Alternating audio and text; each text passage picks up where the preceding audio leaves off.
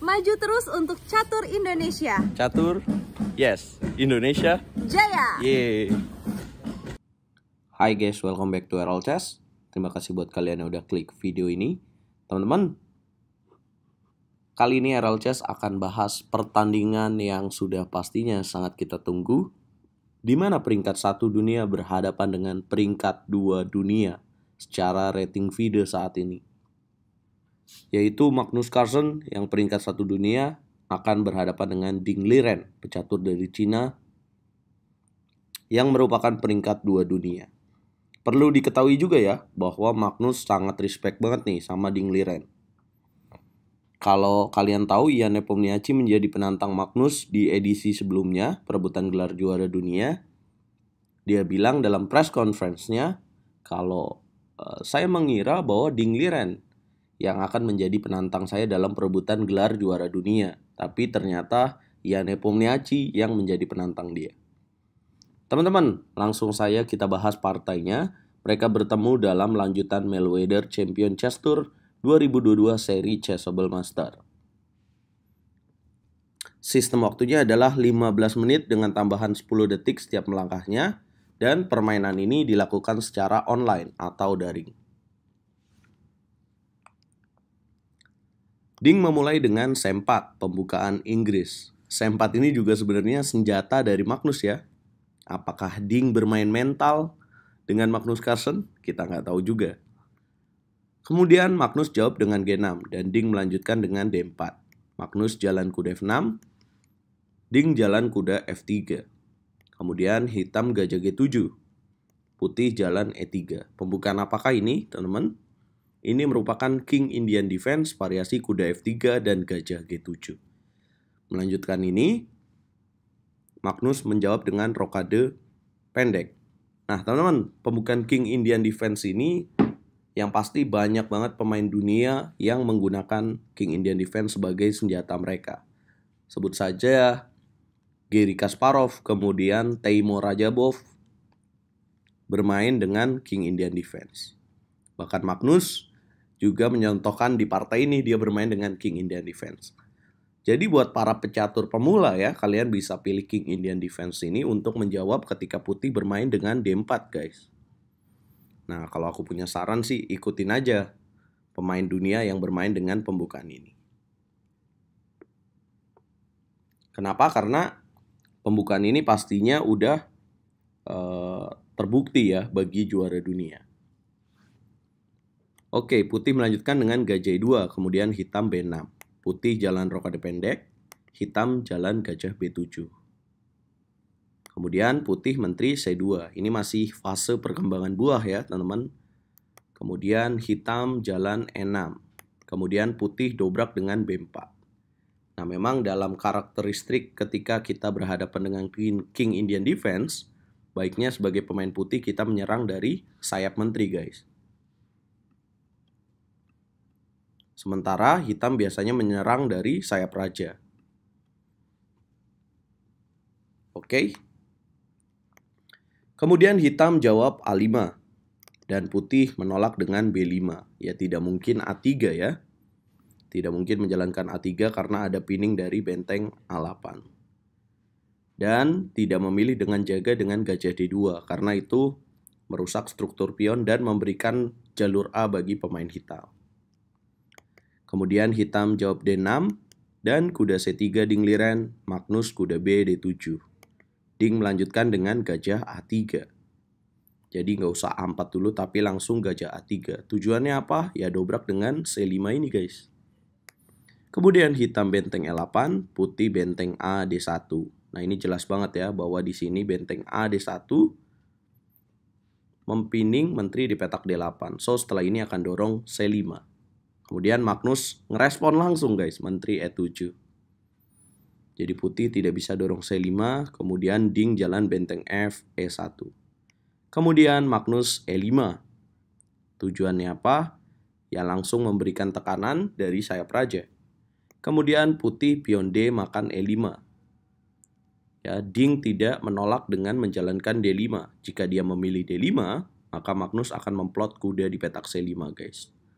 Ini akan jadi kuda yang kuat. Kemudian dia akan melanjutkan dengan ide gajah C8 dan gajah F5. Dan menyerang dari sayap raja atau manuver kuda H7 dan F5 kemudian G5. Yang pasti karena putih sudah tidak ada kesempatan menyerang dari sayap menteri, maka sebagai pemain putih ini sebuah kesalahan jika kita mendorong dengan pion D5 guys. That's why, itulah mengapa putih daripada menutup dengan D5 dia pion D makan E5. Jadi tetap menghidupkan asa putih untuk menyerang dari sayap menteri. Magnus jawab dengan kuda makan pion E5, kemudian putih kuda D5.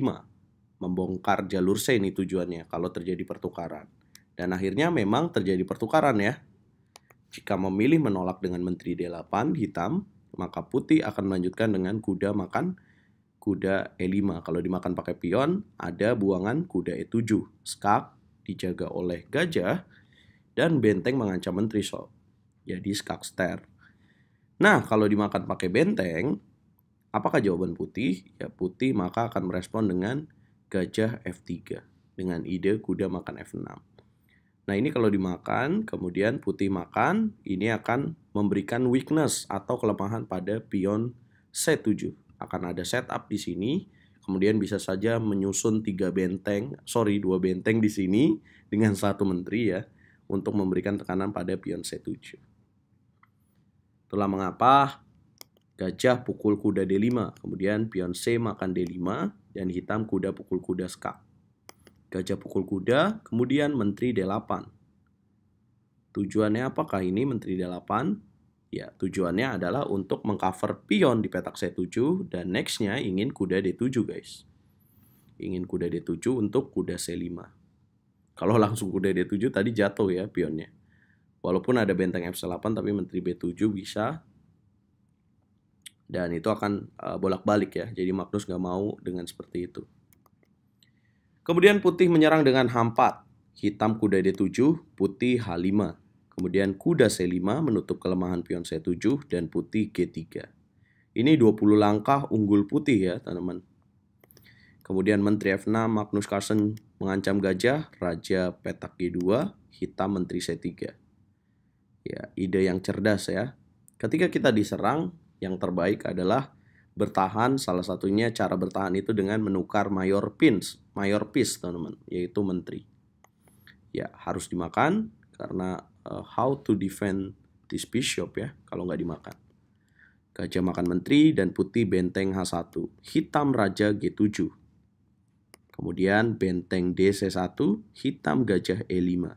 Putih H6 skak, hitam raja F8.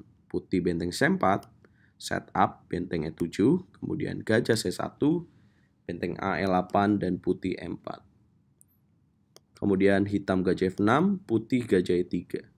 Hitam raja G8, putih benteng D1. Hitam raja F8 balik lagi, raja H3. Nah ini Magnus sudah menunggu saja ya.